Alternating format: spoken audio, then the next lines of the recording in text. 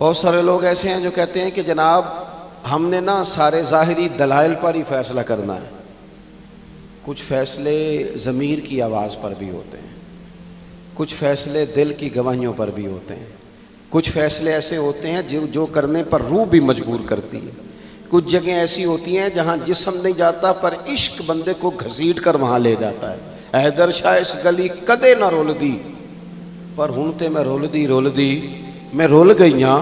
کچھ جگہ پہ انسان کو جانا ہی پڑتا ہے. ایک صحابی حضرت خزیمہ رضی اللہ تعالیٰ، ابو داؤد شریف میں حدیث موجود ہے، نبی پاک علیہ الصلوۃ والسلام نے ایک یہودی سے گھوڑا خرید لیا. حضور نے فرمایا آ میرے ساتھ، میں تمہیں پیسے دیتا ہوں. اللہ کے محبوب تھوڑا آگے تشریف لے گئے، یہ ذرا تھوڑے فاصلے پہ پیچھے آ رہا تھا. راستے میں لوگوں نے اس کو کہا کہ تو نے تو سستا بیچ دیا ہے، گھوڑا تو مہنگا ہے، قیمت زیادہ لگا دی. یہ مکر گیا. محبوب کریم علیہ السلام نے پیسے تھمائے، پیسے لو، گھوڑا دو. کہنے لگا کون سا گھوڑا، میں نے تو بیچا ہی نہیں. اب جب سودا ہوا تھا گھوڑے کا تو حضور تھے یا وہ یہودی تھا، تیسرا شخص ہی کوئی نہیں تھا. کون سا گھوڑا، کیسا گھوڑا؟ اپنا حق چھوڑ دینا یہ بھی بعض اوقات بزدلی ہوتا ہے. نبی کریم علیہ السلام نے فرمایا بھائی تو کیسے مکر سکتا ہے جب تیرا میرا سودا طے ہوا ہے؟ جب ایک مخصوص رقم پر تو نے اسے بیچ دیا ہے تو مکر کیسے سکتا ہے؟ تو پیسے لے اور گھوڑا دے. اب جب تھوڑی سی بات تکرار میں آئی تو کچھ لوگ وہاں جمع ہو گئے، مسلمان، یہودی اور بھی کئی لوگ. وہ یہودی کہنے لگا جی آپ اس طرح کریں، ایک گواہ دے دے، میں زیادہ نہیں مانگتا، ایک دے دے، ایک بندہ کہہ دے کہ یہ گھوڑا میں نے بیچا ہے اور آپ نے خریدا ہے تو میں آپ کے حوالے کر دوں گا. وہاں بندہ کوئی دوسرا موجود ہی نہیں تھا تو گواہ کسے پیش کیا جائے؟ حضرت خزیمہ رضی اللہ تعالیٰ عنہ نبی کریم کے صحابی ہیں. فوراً بولے، وہ بھی لوگوں کی باتیں سن کے وہاں آئے تھے، فوراً بولے، کہنے لگے یا رسول اللہ میں دیتا ہوں گواہی. دوڑ کے آگے آئے، کہنے لگے جی میں گواہی دیتا ہوں کہ آپ نے گھوڑا خریدا ہے، یہودی نے بیچا ہے. اب اس نے کہا تھا ایک بندہ کہہ دے تو میں دے دوں گا. اس کی شرط پوری ہو گئی. حضور نے پیسے اس کے ہاتھ میں دیے، اس نے گھوڑا محبوب کے دستے مبارک میں لگام تھمائی. حضور تشریف لے گئے، غلام کو دیا، گھوڑا گھر چلا گیا. نبی کریم نے حضرت خزیمہ سے کہا خزیمہ ایک بات تو بتا، تو تھا ہی نہیں اور تو نے بن دیکھے گواہی کیسے دے دی؟ تو حضرت خزیمہ رضی اللہ تعالیٰ عنہ کہنے لگے یا رسول اللہ یہ تو زمین کی خبر ہے نا، میں نے تو آسمان کی چیزیں بھی نہیں دیکھی، آپ نے کہا ہے تو میں مان گیا ہوں. تو میں تو آسمانی خبریں مان گیا، میں تو جنت آپ کے کہنے پہ مان گیا، میں تو دوزخ آپ کے کہنے پہ مان گیا، میں تو فرشتے آپ کے کہنے پہ مان گیا، میں تو قیامت کی ساری باتیں آپ کے کہنے پہ مان گیا. وہ بتا رہے ہیں گویا وہ سمجھا رہے ہیں یا رسول اللہ میں نے تو رب بھی نہیں دیکھا، تو آپ کے کہنے پر مان گیا. اور جب اتنی ساری چیزیں آپ کے کہنے پہ مان گیا ہوں تو گھوڑا تو چیز ہی کوئی نہیں. اب دیکھیں حضور کا تبصرہ یہاں کیا ہے. انہوں نے ایمان کا مرکز و محور ذات مصطفیٰ کو سمجھا. ان کو سمجھ آئی کہ کل کائنات حضور کی ذات ہے.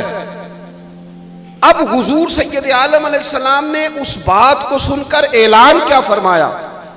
حضور فرمانے لگے لوگوں جہاں بھی شرعی گواہی کی ضرورت ہو نہ دو گواہ چاہیے ہوتے ہیں، لیکن جہاں میرا یہ خزیمہ موجود ہو ایک کی گواہی دو کے برابر شمار کی جائے گی.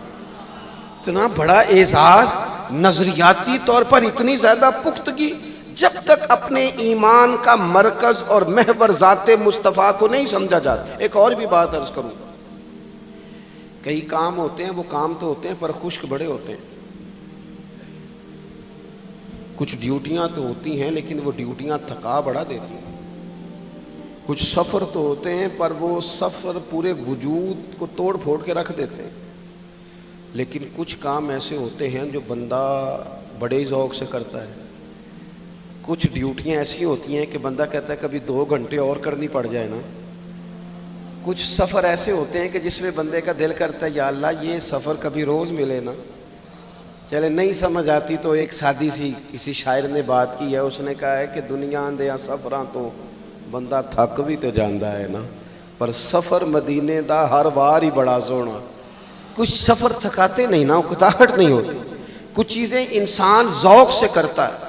اس کی طبیعت، اگر نبی پاک علیہ السلام کی ذات کے ساتھ دل کی قلبی وابستگی ہو جائے، دین کا کام تھکاوٹ پیدا نہیں کرتا،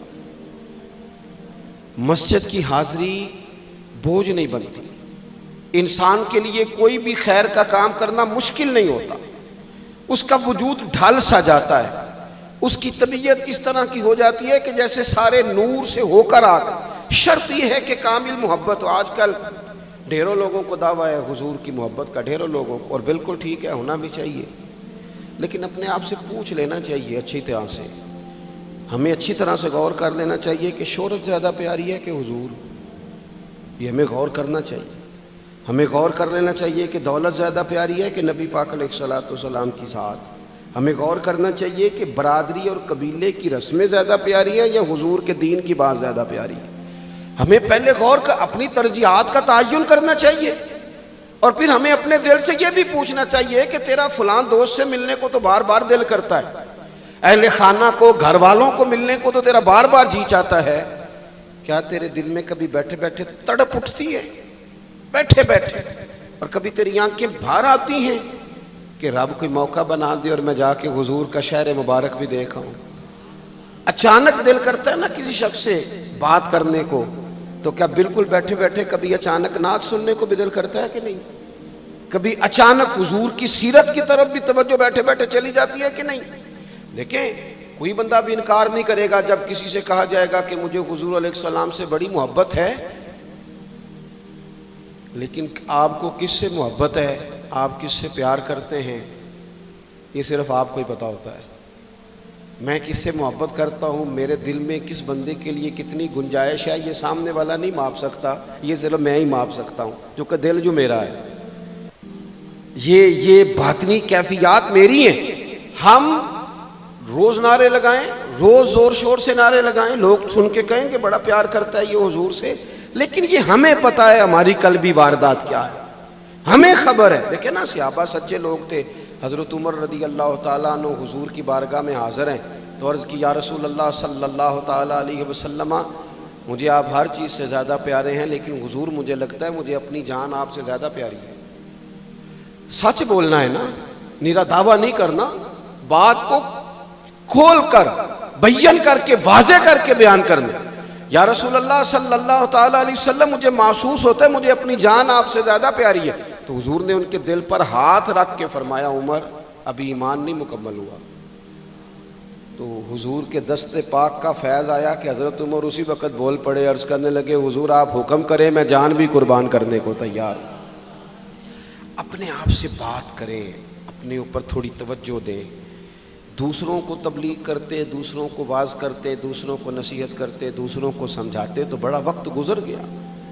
اب تھوڑا سا نا اعلیٰ حضرت رحمۃ اللہ علیہ سے لوگوں نے کہا آپ واعظ کہیں، تو فرمانے لگے ابھی تو میں اپنے نفس کو نہیں واعظ کہہ سکا، اپنے آپ سے میں ابھی گفتگو نہیں کر سکا، تقریر نہیں کر سکا، تو لوگوں کو کیا واعظ کروں گا۔ ہم تھوڑا سا نا اپنے اوپر توجہ دیں، حضور کی محبت کا جو ذوق صحابہ کے ہاں ہے۔ آج بڑے سارے لوگ نہیں ہیں جو بچ بچ کے بات کرتے ہیں، بچ بچ کے۔ میں تو اپنے زمانے میں دیکھتا ہوں کہ سیاسی لیڈروں کے نعرے لگاتے وقت لوگوں کو کوئی کسی قسم کی آر محسوس نہیں ہوتی۔ وہ گاڑی جو کبھی کسی غریب کے ہاسپٹل جانے کے کام نہیں آئی، سیاسی لیڈر کا جلسہ ہو تو وہ بھی گاڑی اندر سے نکل آتی ہے، اور اس پر 10 بندے چڑھ جائیں تو ٹوٹنے کا بھی کوئی خطرہ محسوس نہیں ہوتا۔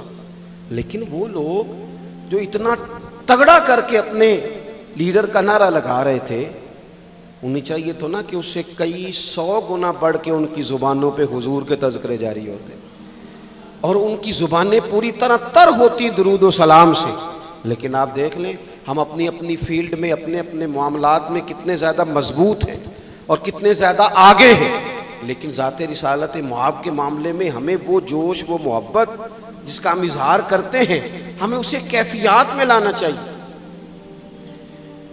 اور کچھ لوگ ایسے بھی ہیں جو اس معاملے میں بھی بڑے سنجیدہ ہو کے رہنا پسند کرتے ہیں۔ وہ کہتے ہیں نہیں جی نہیں، اب میں جلوس میں جاؤں، اور میں حیران ہوتا ہوں جو قوم روز کوئی نہ کوئی جلوس نکالتی ہے، وہ نبی پاک کا جلوس آتا ہے تو وہ شرعی دلائل پوچھنے شروع کر دیتی ہے کہ بھئی اس پر کوئی دلیل ہے؟ تو میں نے کہا یہ جو روز نکلتے ہیں ان پر دلیلیں ہیں؟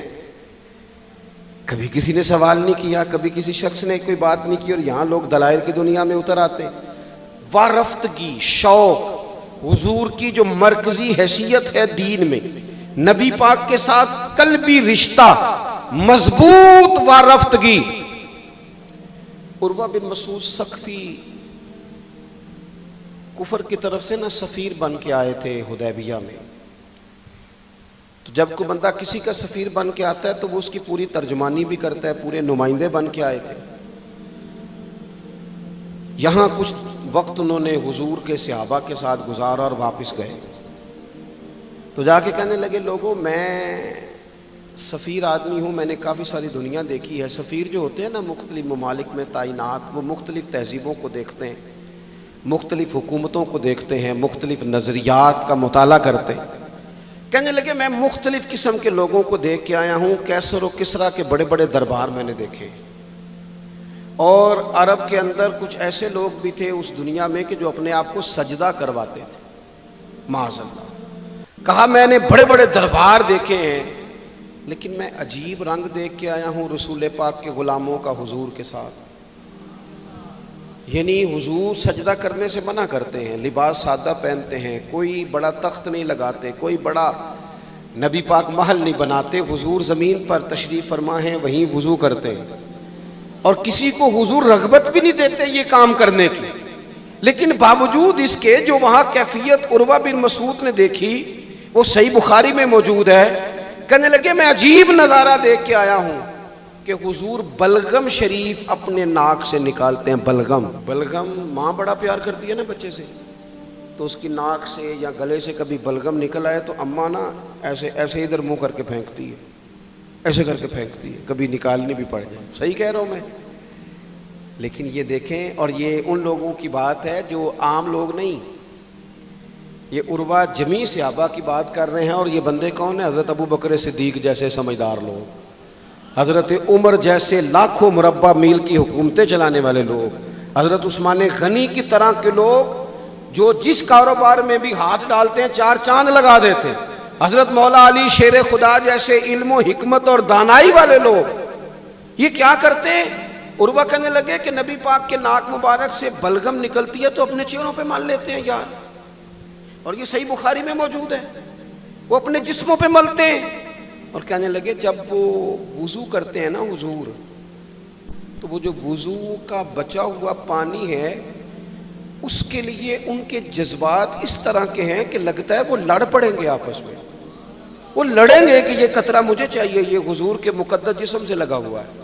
اور میرے امام کو تو پھر بات کہنی آتی ہے نا. اعلیٰ حضرت فرماتے ہیں جو حضور کے قدموں سے لگ کے دھومن بن جائے نا وہ تو آب حیات ہوتا ہے.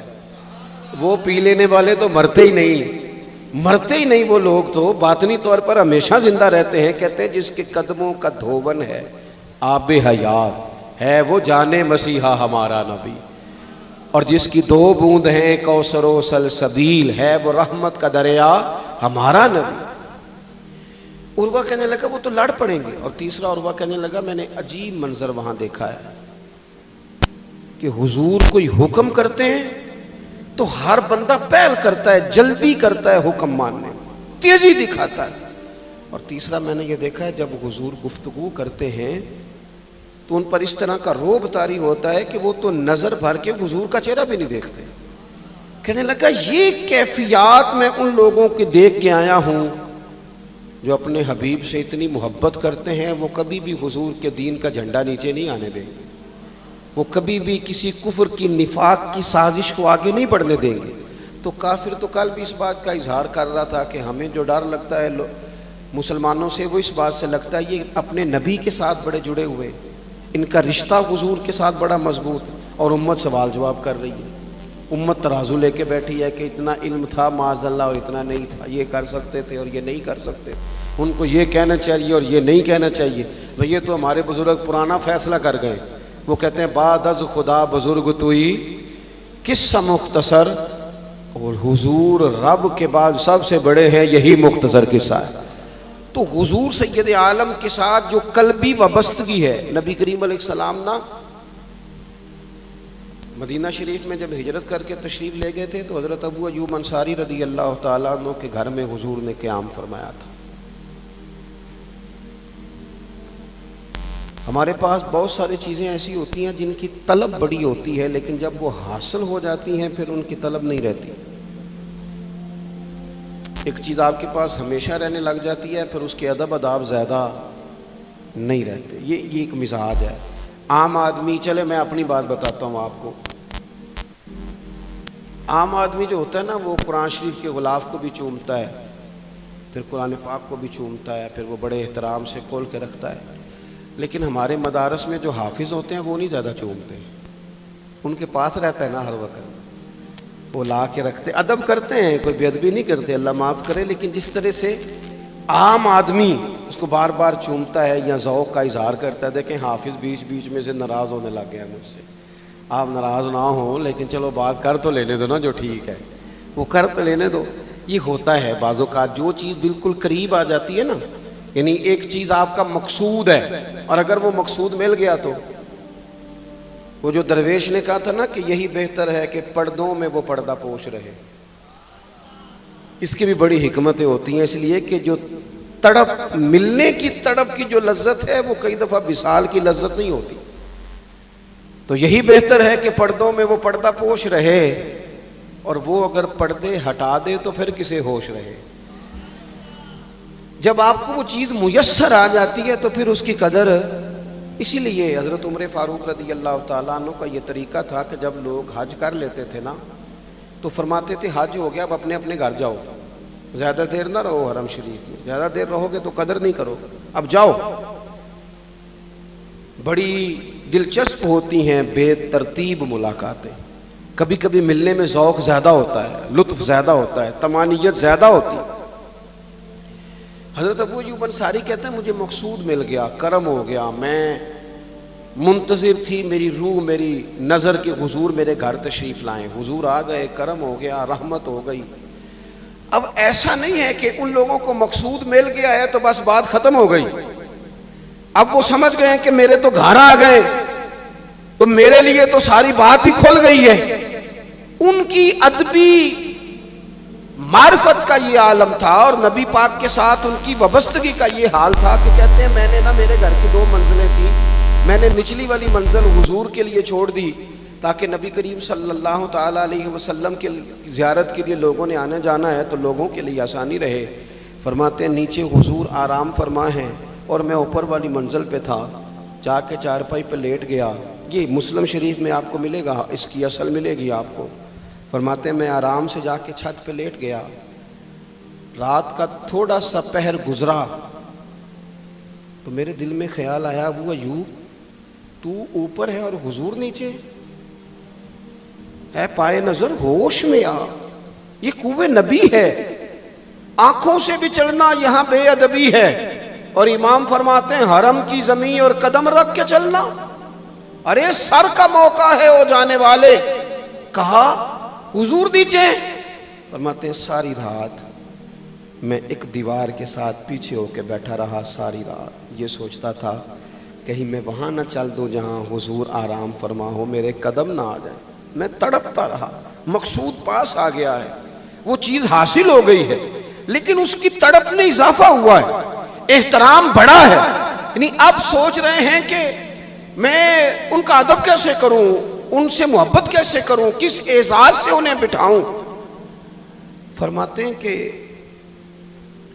تڑپ کے میں صبح حاضر بارگاہ ہوا، میں نے کہا یا رسول اللہ کریم کرم ہو جائے، میری تو بساط ہی نہیں، میں چھت پہ کیسے گزارا کروں گا؟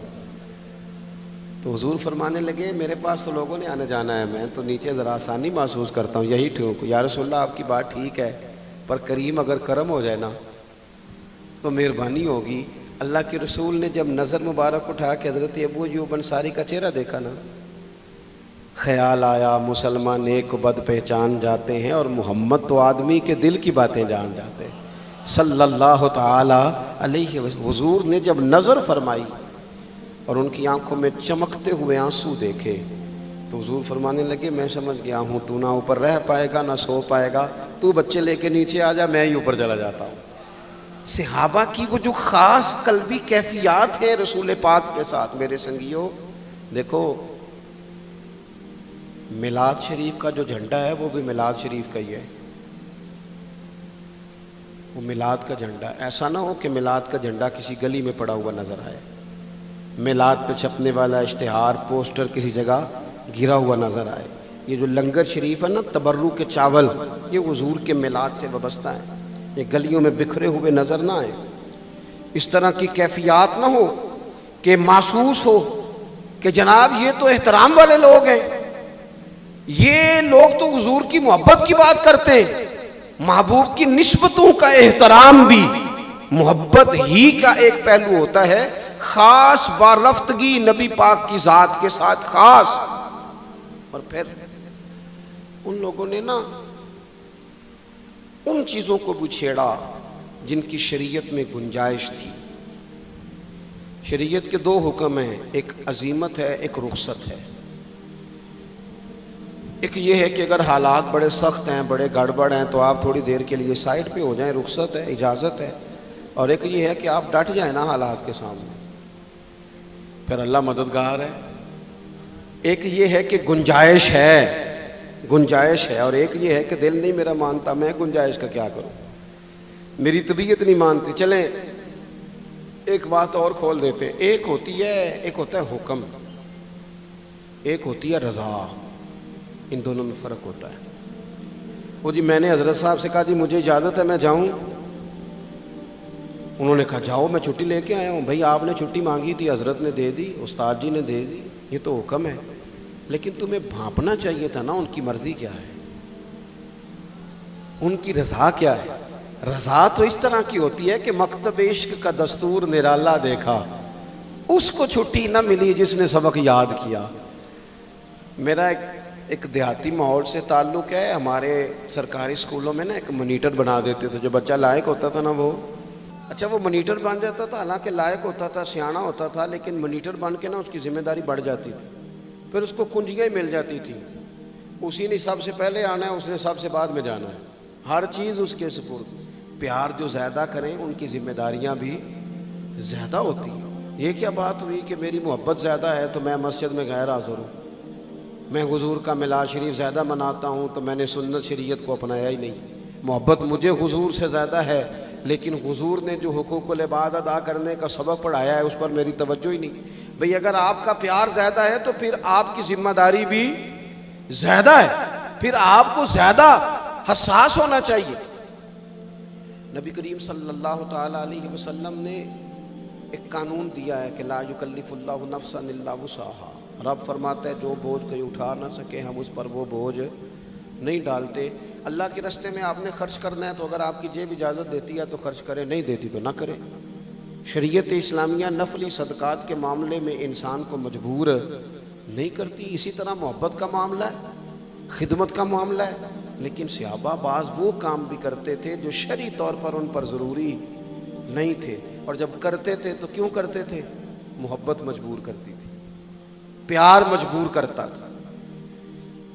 طبرانی میں موجود ہے, اللہ کے حبیب علیہ الصلوۃ والسلام کو اچانک ایک صحابی نے دیکھا اور فوراً عرض کرنے لگے یا رسول اللہ میرے ماں باپ قربان ہوں, چہرے پر نکاہت بڑی ہے, کمزوری ہے, کیا وجہ ہوئی؟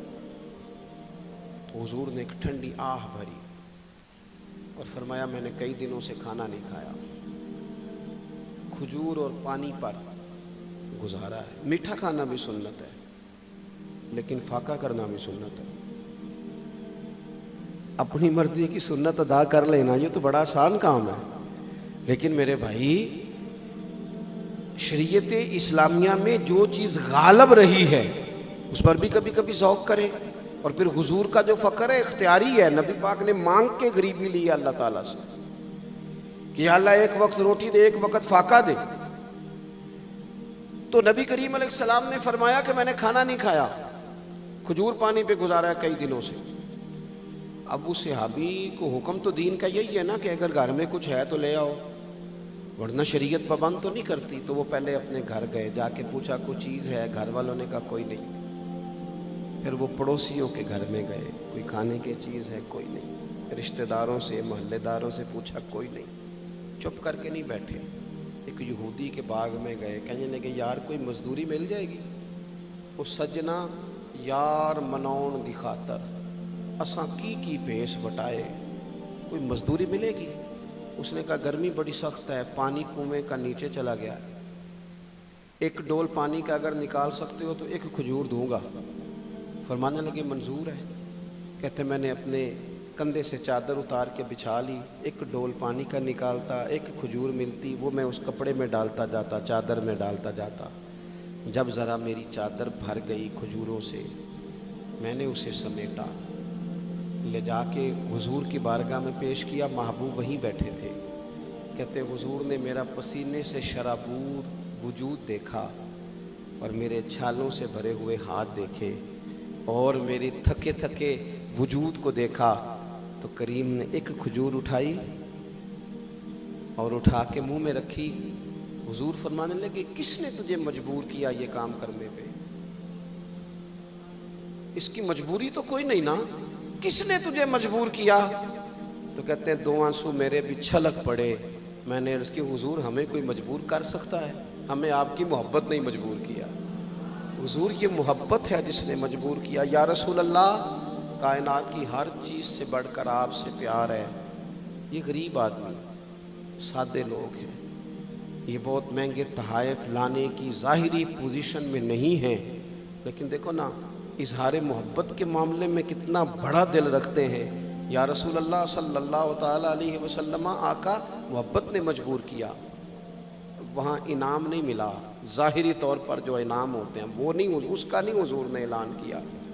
حضور فرمانے لگے سن پھر، اگر تو مجھ سے محبت کرتا ہے تو فقر و فاقے کی تیاری کر، مصیبت کے لیے تیاری کر۔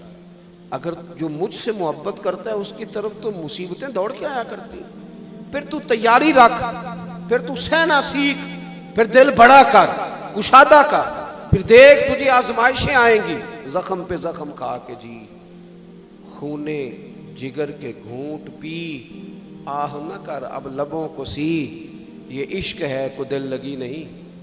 یہ کوئی ایسی تھوڑی ہے کہ تیری دل لگی تھی اور تو دو باتیں کر سن کے تو چلا گیا، یہ عشق ہے کوئی دل لگی نہیں۔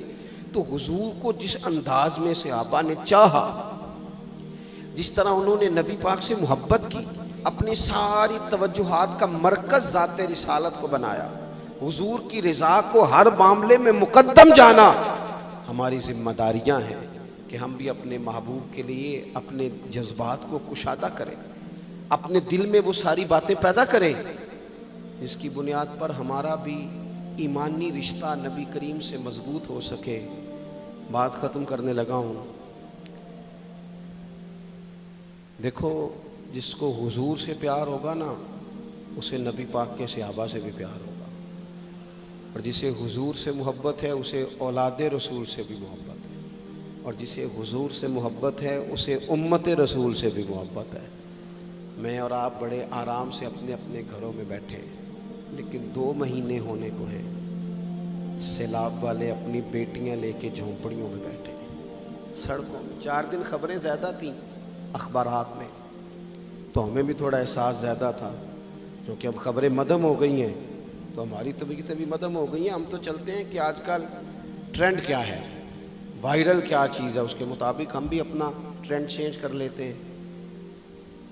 میں مسافر ہوں، بڑے سفر کرتا ہوں روز، تو بہت سارے لوگ محبت سے کہتے ہیں آج ہمارے ہاں رہ جائیں، تو میں ان سے کہتا ہوں یار جو نیند اپنے بیڈ پہ آتی ہے وہ کسی اور جگہ نہیں آتی، گھر ہی جانے دو، گھر ہی بندہ آرام سے سکون سے سو سکتا ہے۔ کسی کا بڑا بہترین گھر بھی ہو تو جب کسی کے گھر نیند نہیں آتی، بچے نہیں سوتے، اپنے گھر جانا ہے، تو مجھے بتاؤ جو بیچارے جھونپڑیوں میں آ کے بیٹھ گئے ان کے لیے کتنی مشکل بات ہے، خیموں میں بیٹھے۔ لیکن کیا کریں، اس وقت جتنی سیاسی جماعتیں ہیں نا ملک میں، سب حکومت میں، کسی کی پنجاب میں حکومت ہے، کسی کی مرکز میں ہے، کسی کی کہیں ہے۔ چاہیے تھا نا یہ سارے وسائل استعمال کرتے اور ان لوگوں کی خدمت میں پہنچتے۔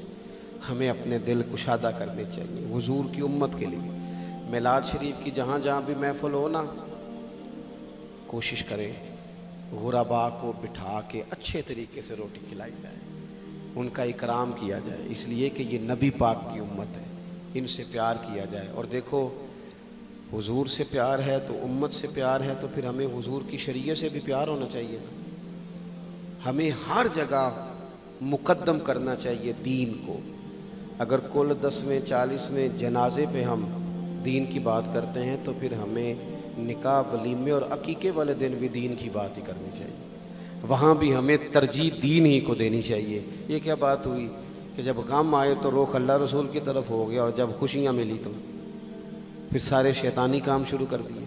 یہ حضرت بابا فرید الدین مسعود گنج شکر کا وطن ہے، یہاں سے نہ خوشبوئیں پھیلی ہیں پوری دنیا میں رسول اللہ کے دین کی، یہاں سے لوگوں نے فیض پایا ہے۔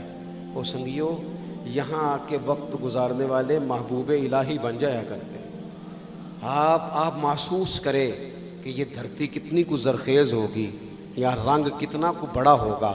حضرت بابا صاحب رحمۃ اللہ علیہ کا خواجہ نظام صاحب کے ساتھ ایک خط ہے، جب انہوں نے کہا نا حضور ملنے کو بڑا دل چاہتا ہے، تڑپتا ہوں، تو بابا صاحب نے جواب میں لکھا تھا کہ نظام، فرید کا دل تجھ سے زیادہ تجھے ملنے کو کرتا ہے، لیکن اگر میں چل کے تیرے پاس آؤں گا تو یہاں دینی خدمت کا نقصان ہوگا، اور اگر تو چل کے آئے گا تو جو ڈیوٹیاں تو کر رہا ہے وہاں دینی معاملات کا نقصان ہوگا۔ فرمانے لگے تو وہاں بیٹھ کے رسول اللہ کے دین کی نوکری کر، میں یہاں بیٹھ کے کرتا ہوں، اللہ جنت میں دونوں کی ملاقات کرا دے گا۔ آپ خصوصیات دیکھتے ہیں ہمارے بزرگوں کے نظریات کیا ہیں؟ وہ لوگ قائل ہیں خدمات کے، وہ خدمات کے قائل، اس لیے اپنی زندگی کے اندر ہمیں نصب العین بنانا چاہیے۔ آج اس جگہ بیٹھ کر حضور کی محفل پاک سجا کر ہمیں اس بات کا تہیہ کرنا چاہیے کہ ہم حضور سے بھی پیار کرتے ہیں، حضور کی امت سے بھی پیار کرتے ہیں، صحابہ سے بھی پیار کرتے ہیں، اولاد رسول سے بھی پیار کرتے ہیں، نبی پاک پر آنے والی کتاب سے بھی پیار کرتے ہیں، اور رسول پاک علیہ السلام نے جس سے پیار کیا ہم ان سب سے بھی پیار کرتے ہیں، اور حضور نے جس محنت کے ساتھ دین کی تعلیمات ہم تک پہنچائی ہیں، ہم ان تعلیمات کو بھی دل و جان سے چاہتے ہیں۔ اللہ تعالیٰ میری اور آپ کی حاضری قبول فرمائے۔ ایک میں ہی نہیں ان پر قربان زمانہ ہے، ایک میں ہی نہیں ان پر قربان زمانہ ہے، ایک میں ہی نہیں ان پر قربان زمانہ ہے، جو رب دو عالم کا محبوب یگانہ ہے۔ در زارا پر پھیلائے ہوئے